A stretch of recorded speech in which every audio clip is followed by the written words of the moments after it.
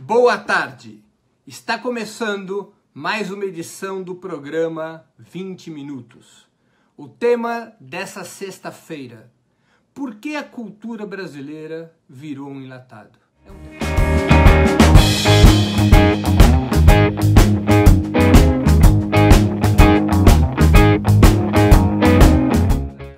É um tema apropriado, véspera de carnaval, um momento importante para se fazer um balanço da nossa cultura. Por que escolhemos esse tema? O Brasil, durante décadas, especialmente no pós-guerra, tinha uma das culturas mais pujantes e influentes do mundo, em todos os ramos da atividade cultural. O Brasil tinha pintores de enorme impacto, de Cavalcanti, Cândido Portinari, Lazar Segal, Volpe, entre tantos outros. Escritores que, ao falar das dores, das lutas e das características do Brasil, ganharam dimensão universal, com grande repercussão, inclusive fora do país. Jorge Amado, o poeta Carlos Drummond, Graciliano Ramos, Guimarães Rosa, Clarice Lispector, Cecília Meirelles, grande poeta. O cinema brasileiro veio dar origem a uma corrente muito influente que foi o cinema novo, cujo principal expoente talvez tenha sido Glauber Rocha. A música brasileira, da bossa nova ao tropicalismo, o chorinho e outros gêneros, teve um impacto não apenas na construção interna da identidade brasileira, mas também na influência cultural que o Brasil apresentava perante o mundo, em especial nos anos 50, 60 e 70. Não é exagero dizer que a cultura brasileira, no pós-guerra, esteve entre as mais influentes do planeta.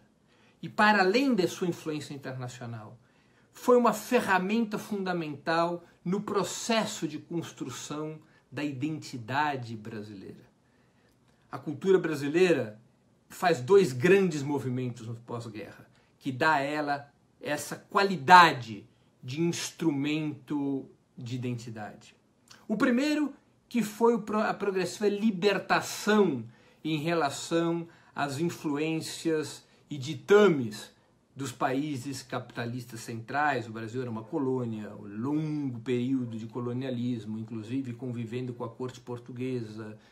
O Brasil sempre teve uma elite com os olhos postos na Europa e depois nos Estados Unidos, uma elite por sua natureza antipatriótica, antipopular. Mas a cultura brasileira foi criando seu próprio caminho, se libertando dessas influências das nações metropolitanas e construindo um jeito brasileiro de ser. A cultura brasileira na música, no teatro, depois no cinema, na literatura, nas artes plásticas, veio construindo o jeito brasileiro, a personalidade brasileira. Esse foi um dos grandes movimentos que deu pujança à cultura nacional no pós-guerra. O outro é que a cultura brasileira, nesse período, passa a expressar os sentimentos, os sofrimentos, as esperanças e as lutas do povo brasileiro. Deixa de ser uma cultura que retrata a elite ou que retrata exclusivamente os interesses individuais, as aspirações individuais, e passa a retratar um coletivo. E esse coletivo era o povo brasileiro. A literatura brasileira é manifestadamente um espelho, um retrato desse encontro da cultura com o povo. Aquele que foi nosso mais popular escritor, Jorge Amado, tanto pela literatura como por suas adaptações ao cinema e ao teatro, influenciou gerações. Gerações aprenderam o que era o povo brasileiro. O próprio povo brasileiro podia se ver nessa literatura, no cinema que lhe deu origem, nas músicas. E esse foi um movimento poderoso. Quando a ditadura irrompe com o golpe militar de 64, um dos alvos era exatamente esse movimento cultural. E esse movimento cultural ele se casava com as lutas do povo brasileiro. Vou aqui lembrar da enorme importância que tiveram os CPCs, os Centros Populares de Cultura da União Nacional dos Estudantes, entre outros espaços que vinculavam a cultura às lutas populares. Não era à toa que a esmagadora maioria dos produtores, dos agentes culturais nos mais diferentes ramos tinham profunda ligação com o campo progressista, e a maioria deles era mesmo militante do Partido Comunista Brasileiro, então o principal partido de esquerda, o principal partido da classe trabalhadora. Vale lembrar que Jorge Amado, por exemplo, foi deputado do Partido Comunista, seu dirigente, dirigiu alguns dos seus jornais. O mesmo aconteceu com Carlos Drummond, que também foi um colaborador ativo do Partido Comunista, Portinari, Di Cavalcanti, Graciliano Ramos, que teve preso depois da insurreição de 35, escreveu um dos seus mais célebres livros a esse respeito, que é Memórias do Cárcere, que também virou filme filmado por Nelson Pereira dos Santos. Havia uma conexão entre a cultura brasileira e as lutas do povo, entre a cultura brasileira e a ideia de construção de uma sociedade mais justa, de uma sociedade mais democrática, de uma sociedade socialista, de uma outra sociedade que rompesse com as amarras do capitalismo e que rompesse com a hegemonia das potências imperialistas. A ditadura, portanto, o golpe militar e o regime que seguiu a esse levante dos quartéis, tinha como um dos seus objetivos romper a ligação entre a cultura e as lutas populares e esmagar o movimento cultural que vinha sendo forjado desde o pós-guerra. E, em certa medida, conseguiu esse objetivo. Censura, repressão, exílio, prisão, estrangulamento econômico. A principal editora do campo de esquerda, por exemplo, que foi a Civilização Brasileira, teve seus caminhos, seus créditos pouco a pouco interrompidos, e isso afetou sua produção. E isso veio a ocorrer com uma série de produtoras, gravadoras, editoras que compunham, digamos, o parque industrial da cultura brasileira.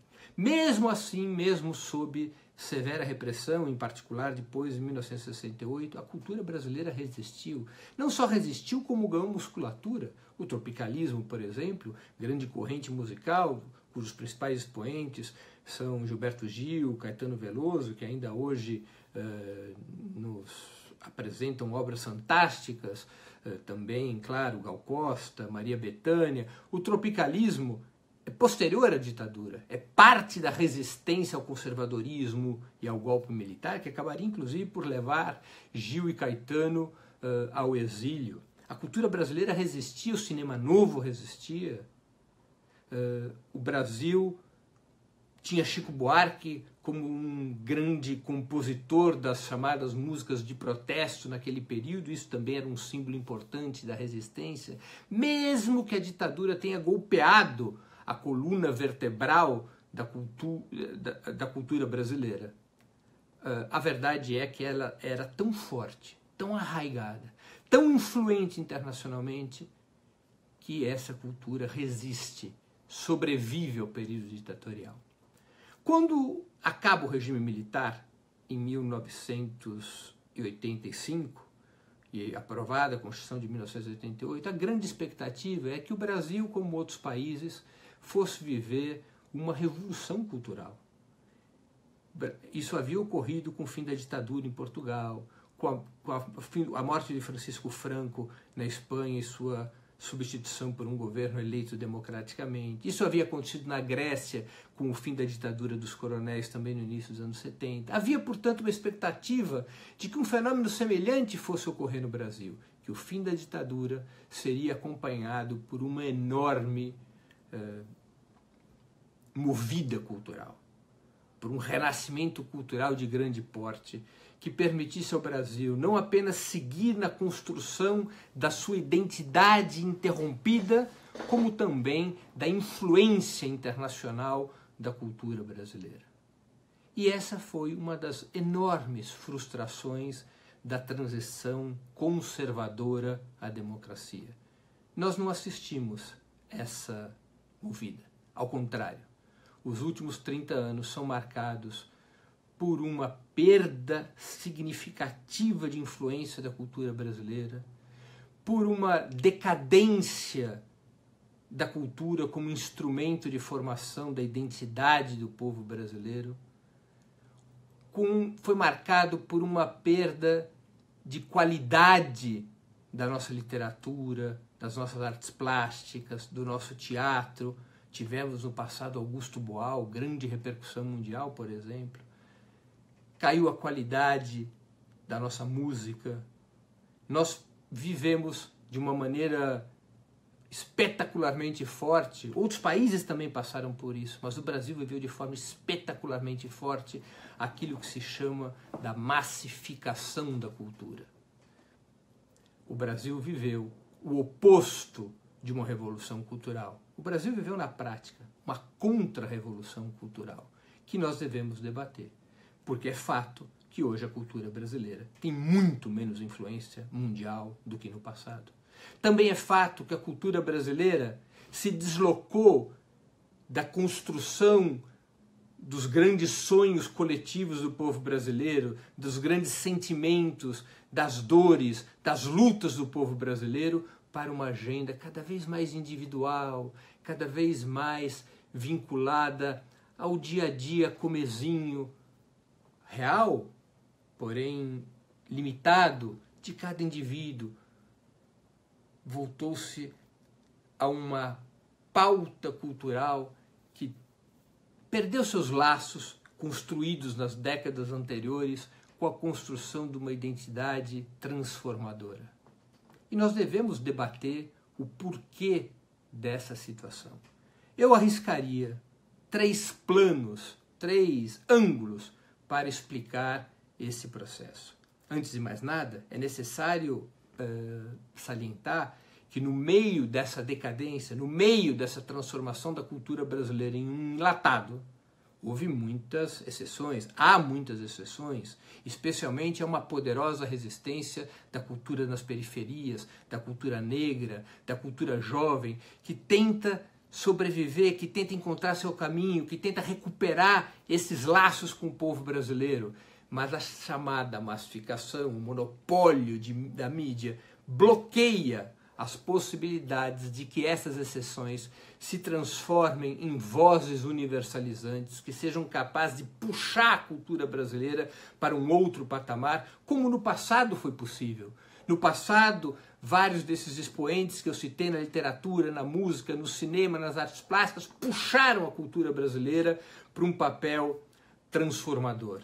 E o fizeram porque era uma situação de menor monopólio dos meios de comunicação. Era uma situação onde os caminhos, mesmo sob ditadura, eram mais amplos para que a diversidade, a pluralidade pudessem abrir estradas para que esses expoentes da identidade popular tivessem hegemonia sobre a cultura brasileira. Hoje não é o que ocorre. Há exceções de altíssima qualidade, há grupos musicais, há grupos de teatro. Claro, há uma vida cultural no país, mas ela está bloqueada pelos meios de comunicação. E não apenas pelos meios de comunicação, também está bloqueada pela maneira como o Estado se relaciona com a política cultural, incluindo, infelizmente, o período dos governos petistas, apesar de grandes avanços aos quais logo me referirei. Vamos aqui a 3 ângulos, portanto, sobre os quais nós podemos discutir a situação da cultura brasileira. O primeiro elemento é que, de fato, se nós olharmos para a história de outros países e para a história da nossa própria nação, nós veremos que a produção cultural ganha mais magnetismo, ganha mais pujança, ganha mais vigor, estando ou não vinculadas diretamente aos temas das lutas populares. É evidente que a cultura não se restringe a isso, ela não é funcional em relação às lutas populares, ela retrata muito mais, e deve retratar muito mais amplamente as contradições, esperanças, desejos, sofrimentos do povo. É verdade que essa pujança é maior em cenários de dor extrema ou de delícia suprema. Dor extrema é a ditadura. Na ditadura você é obrigado a resistir, é obrigado a ser criativo, tem que escapar da censura. Você carrega a emoção da opressão, da necessidade clara dos oprimidos sobreviverem, enfrentarem o opressor, se libertarem do opressor. E isso é uma força, um magnetismo cultural de grande envergadura. Na Delícia Suprema, os processos de mudança radicais, os processos de mudança que levam à efetiva democratização do país, que levam as massas ao comando do Estado, que levam a uma ebulição social transformadora. Isso também, evidentemente, é a fonte de explosões culturais na história da humanidade, haja vista a Revolução Russa, a Revolução Chinesa, a Revolução Cubana, a redemocratização do Brasil depois de 45, com a participação da FEB na vitória sobre o nazifascismo, o período todo das reformas de base, nos anos 50 e 60, desde do segundo governo de Getúlio até o golpe de 64, era um período de grande ebulição. O Brasil, depois que passou o período da dor extrema, que era a ditadura, politicamente nunca teve propriamente uma delícia suprema. Os processos políticos no Brasil foram monótonos, de transições suaves, de transições conservadoras, de transições por cima, de transições com concessões, com pactuações, que no período petista permitiram enormes avanços para o povo brasileiro, permitiram enormes conquistas para a classe trabalhadora, permitiram uma melhoria das condições de vida em larga escala. Mas temos que reconhecer que não provocou uma ebulição popular, a percepção de um processo de grandes transformações, até porque, do ponto de vista mais histórico, não era isso que estava em curso propriamente. E essa é uma primeira explicação, portanto. O fato do país ser o país da transição por cima eternamente, da transição conciliada, é anticultural. Não é um bom ambiente para uma cultura que se pretenda elétrica, dinâmica, pujante. Há uma segunda razão, e eu não estou aqui pela ordem as colocando, porque talvez essa segunda razão seja a principal. O que eu me referi já, massificação da mídia. Os monopólios da mídia, ao se consolidarem, passaram a ditar a cultura brasileira. Como é que as pessoas comuns têm acesso ao que se produz na literatura, na música, no cinema, nas artes plásticas? Pelos meios de comunicação, pela imprensa, pelos jornais, pela televisão, pelo rádio. A monopolização dos meios de comunicação, para além das deformações antidemocráticas que provocou no que diz respeito à informação, teve efeito similar ou até pior na cultura, porque bloqueia a pluralidade e a diversidade, e mais que bloquear a pluralidade e a diversidade, dita uma cultura que lhe seja, de um lado, comercialmente mais rentável, do outro lado, ideologicamente mais a serviço dos seus interesses. A massificação da mídia retirou do país, do cenário dos meios de comunicação, gêneros inteiros. Quem ouve hoje chorinho nas rádios, nas televisões, ou mesmo na internet, tem que pesquisar muito. Isso não é ofertado pelos grandes meios de comunicação. A música clássica de qualidade que o Brasil também já produziu. O Brasil teve Vilas Lobos, o Brasil teve Carlos Gomes. Vilas Lobos, que morreu em 1959, foi um dos grandes compositores clássicos do século XX, especialmente com as suas baquianas brasileiras, que eu aconselho vocês a escutarem, que é um primor.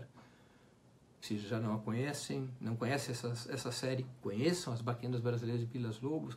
Os meios de comunicação foram interditando a música de maior qualidade instrumental, de maior qualidade autoral, porque se destina a públicos menores. E o grande interesse comercial dos meios monopolistas privados de comunicação é atingir grandes massas. E evidentemente que para atingir grandes massas num prazo curto de tempo, você deve fazer uma cultura massificada, letras muito mais simples, músicas muito mais simples e repetitivas. Você tem que fazer um produto que não é refinado, que não é sofisticado, porque esses produtos mais refinados e sofisticados exigem que o povo esteja educado para poder perceber e receber com prazer essa produção cultural. E os meios de comunicação, evidentemente, não se dedicam a isso, ao contrário, até porque a burguesia também se deu conta que a cultura no Brasil, particularmente no pós-guerra, ela era um instrumento de libertação do povo brasileiro. E como instrumento de libertação do povo brasileiro, a cultura tinha que ser esmagada. E o foi. Os meios de comunicação de massa esmagaram a cultura brasileira. Hoje, o que nós vemos dominando o cenário musical, por exemplo? músicas de melodia muito parecida, gêneros que são laboratorialmente testados em pesquisas de opinião pública, em diversos espaços como mais facilmente assimiláveis por um povo que adora dançar. Então se desenvolveu uma massificação ao redor, por exemplo, da música sertaneja. Não a música sertaneja de raiz, uma música sertaneja fabricada pelos meios massivos de comunicação, que são letras sempre parecidas, sempre dizendo respeito ao indivíduo, à sofrência, como se diz atualmente, e músicas dançantes que operam com essa natureza lúdica do povo brasileiro, mas que são músicas individuais, de pouca riqueza na sua melodia e nas suas letras. O cinema brasileiro, que teve um certo renascimento, muito por conta das políticas públicas dos governos petistas, rapidamente foi capturado pela Globo Filmes. E o que a gente assiste hoje no cinema brasileiro, claro, há grandes filmes brasileiros, mas o que predomina? A comédia de costumes. O Brasil se especializou em comédia de costumes. Filmes divertidíssimos, filmes muito engraçados, mas que são pura e simplesmente uma receita comercial, com pouca incidência na construção da identidade nacional, ao contrário do que está acontecendo, por exemplo, com o cinema argentino. A Globo Filmes fez questão de construir um ramo dominante no cinema brasileiro, que é a comédia de costumes. E assim sucessivamente em todas as áreas, a literatura brasileira sofre de uma crise crônica, porque não se estimula a leitura, porque as nossas escolas são de uma fragilidade enorme, porque não há políticas públicas de disseminação do livro e da leitura. Há um empobrecimento do povo, das condições literárias do povo brasileiro. Os livros são muito caros, são inacessíveis. Não existe uma política de leitura nas escolas públicas, e isso afeta, evidentemente, a possibilidade da literatura se desenvolver e cumprir o seu papel. Portanto, a massificação da cultura, ela é um elemento determinado pelo monopólio da mídia, pelos seus interesses de classe, pelos seus interesses de ganhar dinheiro com o simples e o fácil e o rápido, e de também entorpecer a consciência do povo brasileiro. E um terceiro elemento, também importante, as políticas do Estado brasileiro. O Estado brasileiro, especialmente depois dos anos 90, se rendeu ao neoliberalismo na cultura. Infelizmente, os governos petistas, apesar de terem adotado iniciativas muito interessantes, que permitiram avanços muito importantes na cultura, particularmente no cinema, isso é inegável.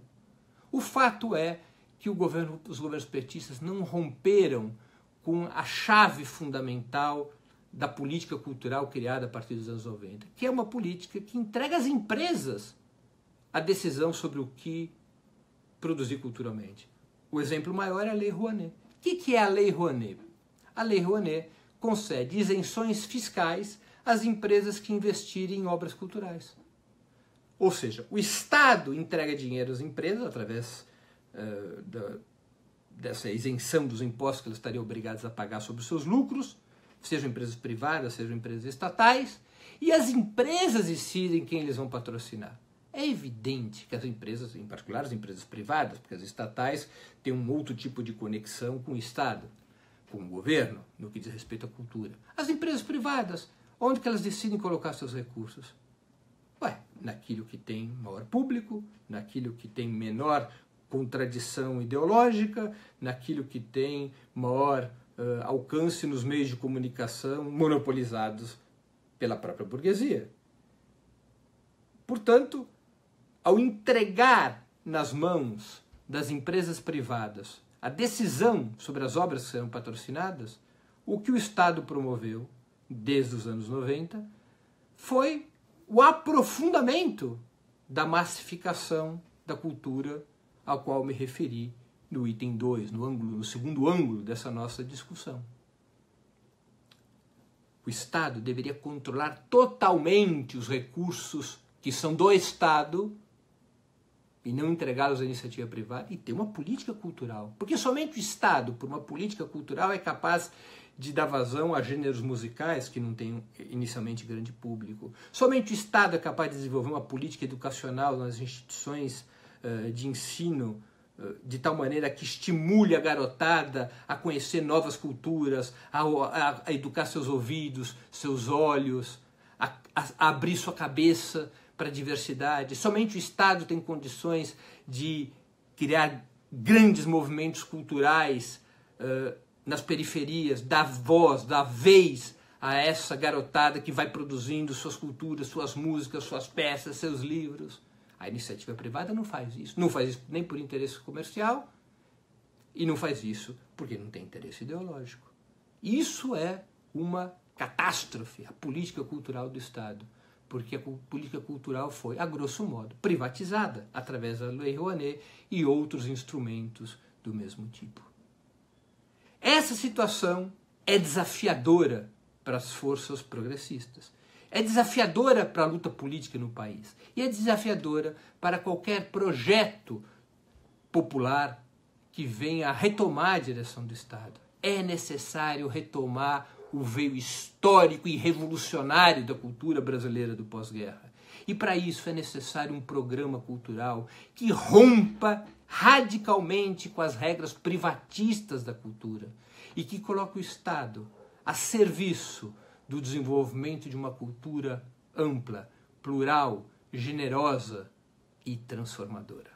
Pessoal, vou ficando por aqui. Quem gostou, compartilhe, difunda e não esqueçam de fazer sua assinatura solidária à Ópera Mundi. A imprensa independente precisa do apoio dos seus espectadores, dos seus leitores, para enfrentar o monopólio da mídia. Abram a página www.operamundi.com.br/apoio e façam sua assinatura solidária. Até a próxima sexta. Até lá!